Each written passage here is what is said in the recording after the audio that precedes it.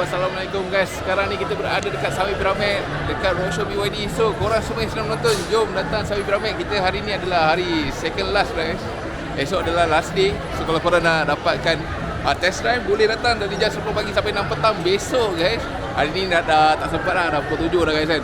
So jumpa korang semua kat sini guys. Datang.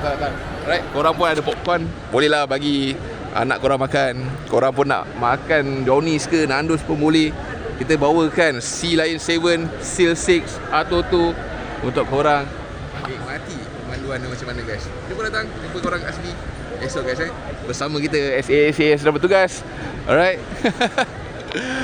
So jangan malu-malu, jangan datang dekat Central Avenue guys, Orange Zone. Oi, dapat popcorn. Alamak. Kutip. Tiup. Alamak. Sama akak kita. Akak ke adik? Cik, akak ke adik ni? Mana tu? Manis. Semanis? Terima kasih. Alu akak tu dengan Ikram. Ya bro. So guys, jumpa datang guys So saya nak sambung buat live. Alright. Ada mic kat sini tapi kita tak pakai mic ni. So jumpa datang guys. Ni lah roadshow dia.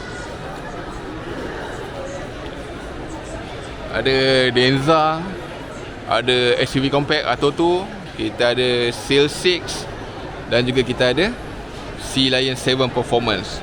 Alright, jumpa korang semua dekat sini guys. Jangan malu, tengok orang ramai guys Sebuah kereta semua ada pengunjung yang lepak bertanyakan dengan SA.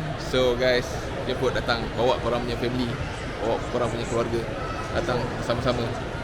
Okay, jumpa korang, bye-bye semua.